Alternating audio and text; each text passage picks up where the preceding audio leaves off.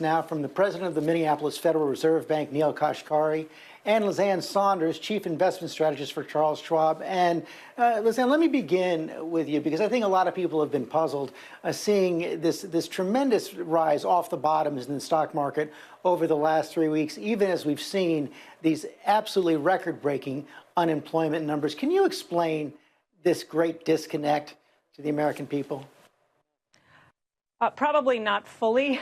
Everything that's been happening both in the economy, given that it was a government shutdown by fiat effectively in order to try to stem the economic impact. Also, the warp speed with which we saw the stimulus kick in, both by the Fed and Congress.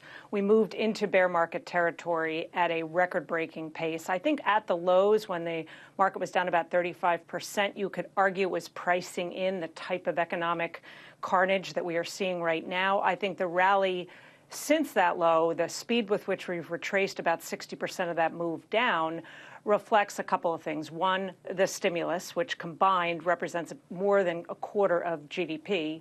And two, I think, is on the assumption that the market is looking through sort of the valley and that maybe April will be the worst month, the inflection point. I think there's some risks associated with that. You've got the potential second wave of the virus. You've got the second order effects associated with the economy. So I think the speed that the market has rebounded does now present some risks. But I think everything is happening in a much more condensed time frame than anything we've seen in history.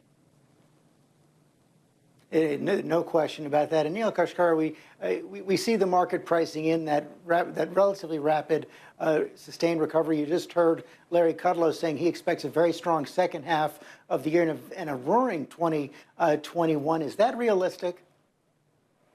You know, I wish it were, but what I've learned in the last few months, unfortunately, this is more likely to be a slow, more gradual recovery. Unfortunately, the virus continues to spread. People continue to get it. Unfortunately, people are tragically dying. And when we look around the world, there's evidence that when countries relax their economic controls, the virus tends to flare back up again. And the longer this goes on, unfortunately, the more gradual the recovery is likely to be. If we see a lot of small businesses going through bankruptcy, where you're going to have empty strip malls for a while until new businesses form, the recovery ends up taking a lot longer. So I would love to see a robust recovery, but that would require a breakthrough in vaccines, a breakthrough in widespread testing, a breakthrough in therapies to give all of us confidence that it's safe to go back. I don't know when we're going to have that confidence, and ultimately the American people are going to decide how long the shutdown is. Right, and we're going to be talking about that later in the program with some top pharmaceutical executives. But in the meantime, we've seen this extraordinary response from the Fed and the federal government right now. You heard Larry Kudlow say it could add up to about $9 trillion. What more should you, as a Fed governor, what more are you recommending the Fed do right now? And will we need another congressional package? Well, the Fed is standing behind the financial system. Clearly, we are going to put whatever we need to do to make sure the financial system continues to run. But this is first and foremost a healthcare crisis. And so anything Congress can do to support more investment in any of those technology breakthroughs will be money well spent. And number two, if this goes on for a long period of time, I think it's going to go on in some phases for a year or two. I think Congress is going to need to continue to give assistance to workers who've lost their jobs. I mean, as you said, it's really around 24% of people right now who are out of work today. And if this is a gradual recovery, the way I think it's going to be, those folks are going to need more help. And Lizanne, what advice are you giving to all of your customers right now about how to think about this market and this economy? Again, we're reminding them that the speed with which the bear market unfolded, the rally that has happened since then, the compression in the economy is unlike we've ever seen.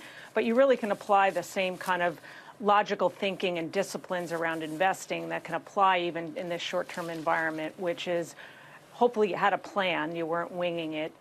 Diversification across asset classes, make sure you have some sort of anchors to windward associated with less risky investments, and then use the ability and benefits of rebalancing. So trimming into strength and adding into weakness, sort of just staying on the right side of the, for lack of a better word, the trade. And it's really those tried and true disciplines that are the closest thing to a free lunch. Too many investors think the only path to success requires top picking and bottom ticking, all in, all out.